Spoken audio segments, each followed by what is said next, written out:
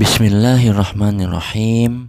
Assalamualaikum warahmatullahi wabarakatuh. Alhamdulillah, wassalatu wassalamu ala rasulillah, la hawla wa la quwwata illa billah. Amma ba'd. Kaifa halukum? Kelas 3A dan 3B yang soleh dan soleha. Bagaimana kabar kalian hari ini? Tentunya semoga kalian selalu Allah berikan kesehatan, dan yang paling penting adalah kalian selalu semangat dalam belajar di rumah. Baiklah anak-anakku kelas 3 SD Imam Syafi'i Sangatta yang soleh dan soleha. Seperti biasa, sebelum kita belajar, mari kita berdoa terlebih dahulu. Allahumma inni as'aluka ilman nafi'a wa rizqan thayyiba wa amalan mutaqabbala. Alhamdulillah, hari ini kita belajar lagi ya anak-anak. Kita akan melanjutkan pembahasan tema 1, pertumbuhan dan perkembangan makhluk hidup. Subtema 2, mengenal pertumbuhan dan perkembangan manusia. Adapun materi yang akan kita pelajari yaitu pembelajaran ketiga tentang makanan sehat dan bergizi, serta materi matematika tentang masalah sehari-hari melibatkan penjumlahan, atau bisa kalian sebut dengan soal cerita ya. Baiklah anak-anakku yang soleh dan soleha, mari kita mulai pembelajaran yang pertama ini. Baiklah anak-anakku yang soleh dan soleha, mari kita bahas tentang makanan sehat dan bergizi. Ada yang tahu kalian apakah yang dimaksud dengan makanan sehat atau makanan bergizi? Apa itu makanan sehat dan bergizi? Silahkan kalian dibuka buku tematiknya halaman 86 dan 87. Ayo membaca. Makanan sehat dan bergizi. Makanan sehat adalah makanan yang mengandung gizi seimbang, kaya akan serat, serta mengandung zat yang dibutuhkan untuk pertumbuhan dan perkembangan tubuh kita. Dilihat dari kandungannya, makanan sehat adalah makanan yang mengandung karbohidrat, protein, mineral, vitamin, dan lemak. Tentunya kalian sudah pernah mendengar ya bahwa makanan sehat dan bergizi bisa disebut juga dengan makanan 4 sehat 5 sempurna. Ya, betul sekali anak-anakku. Ustadz pada pertemuan yang lalu telah menyinggung sedikit tentang pembahasan 4 sehat 5 sempurna. Baiklah, biar kalian lebih paham lagi, mari kita pelajari apa yang dimaksud dengan 4 sehat 5 sempurna itu ya. Nah, itu makanan sehat. Sekarang, apakah yang dimaksud dengan makanan bergizi? Makanan bergizi adalah makanan yang akan mempengaruhi pertumbuhan dan perkembangan manusia, atau bisa disebut dengan makanan 4 sehat 5 sempurna. Yang termasuk makanan 4 sehat 5 sempurna itu apa aja? Ya, yang pertama makanan 4 sehat 5 sempurna itu adalah nomor 1 makanan pokok.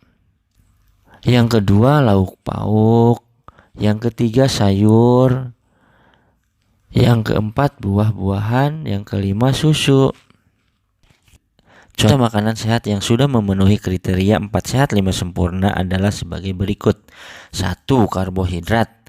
Karbohidrat ini banyak terkandung pada nasi, jagung, gandum, dan singkong. Nomor 2, protein. Protein ini banyak terkandung pada daging, ikan, telur, tahu, dan tempe. Yang ketiga, mineral. Banyak terkandung pada sayur-sayuran. Yang keempat, vitamin. Banyak terkandung pada buah-buahan. Yang kelima, susu. Dari makanan-makanan yang telah kita sebutkan di atas, kita harus pintar sekali memilih makanan-makanan yang baik untuk tubuh kita. Karena ada makanan yang baik dan sehat untuk tubuh kita, maka ada pula makanan yang perlu kita hindari anak-anakku sekalian.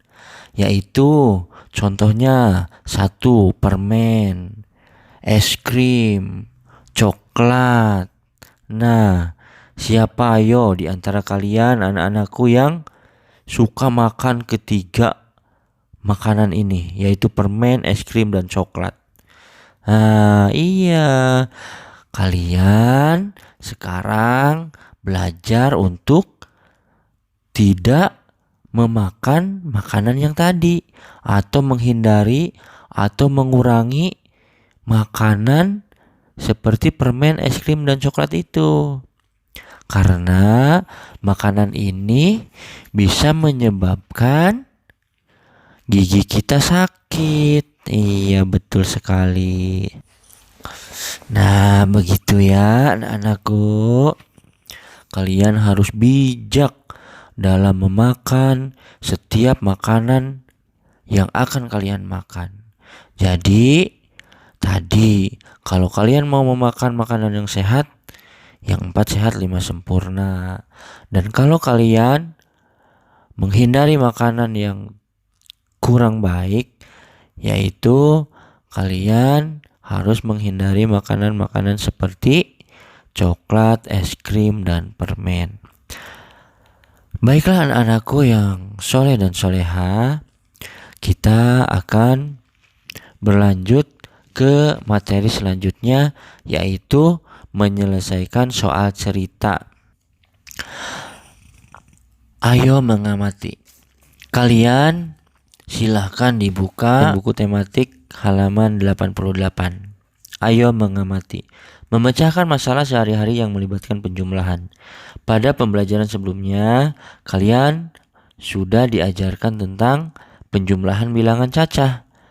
Pada kesempatan ini, kalian akan diajak untuk belajar memecahkan masalah sehari-hari yang melibatkan penjumlahan melalui soal cerita. Untuk menyelesaikan soal cerita, kalian harus dapat mengubah kalimat cerita ke bentuk operasi hitung terlebih dahulu. Perhatikan contoh berikut ini. Di tempat penyimpanan milik seorang pedagang terdapat 354 karung beras. Pedagang itu mengisi lagi dengan 335 karung beras. Pertama tadi ada 354 karung beras. Nah, yang kedua, pedagang tadi menambah lagi atau mengisi lagi dengan 335 karung beras.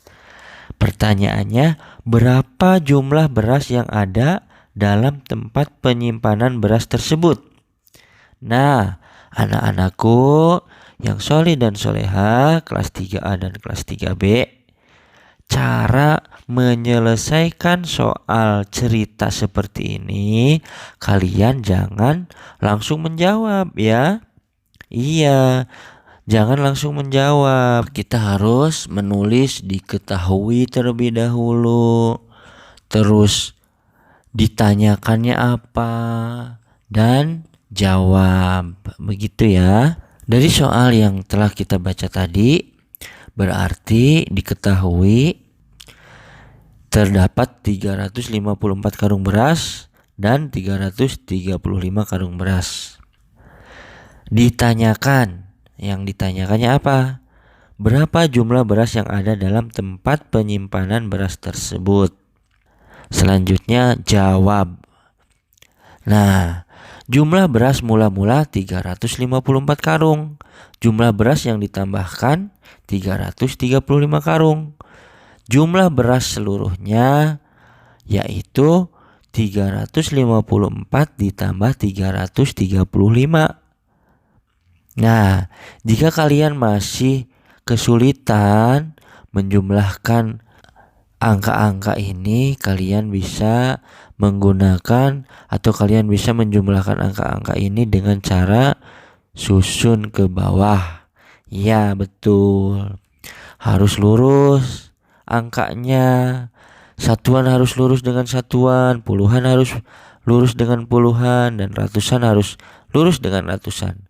Sehingga ketika kita atau kalian sudah menulis angka-angka tadi dengan lurus dan menjumlahkannya, insya Allah akan benar. Nah, kita kembali ke soal. 354 ditambah 335. Jadi berapa? Ya, 4 ditambah 5, 9. 5 ditambah 3, 8. Dan 3 ditambah 3, 6. Jadi dalam tempat penyimpanan sekarang ada 689 karung beras. Begitu anak-anakku cara menyelesaikan soal cerita di atas. Artinya kalian harus menuliskan terlebih dahulu, yaitu diketahuinya apa, ditanyakannya apa, dan dijawab seperti apa. Begitu. Baiklah anak-anakku, supaya kalian bisa mengerti dan memahami tentang penjumlahan melalui cerita, yaitu kalian berlatih di halaman 89. Di situ ada 5 soal menyelesaikan soal cerita. Kerjakan soal-soal berikut seperti contoh di atas. Kalian boleh mengisi 2 soal saja dari 5 soal yang ada. Terserah kalian mau pilih soal nomor berapa. Mau nomor 1, nomor 2, nomor 3, nomor 4, nomor 5. Terserah ya. Yang penting kalian bisa mengisi soal-soal tersebut dengan cara atau teknik seperti yang tadi Ustadz jelaskan, yaitu menuliskan diketahuinya dulu, terus ditanyakannya apa, dan jawabnya bagaimana. Ya, begitu ya. Selamat berlatih anak-anakku, tetap semangat. Baiklah, sampai di sini dulu pembelajaran ketiga subtema 2, yaitu mempelajari tentang subtema 2 pembelajaran ketiga. Baiklah anak-anakku yang soleh dan soleha, sebelum mengakhiri pembelajaran kali ini, marilah kita bersama-sama membaca doa kafaratul majelis. Doa kafaratul majelis. Subhanaka Allahumma wa bihamdika asyhadu an la ilaha illa anta astaghfiruka wa atubu ilaik. Wassalamualaikum warahmatullahi wabarakatuh.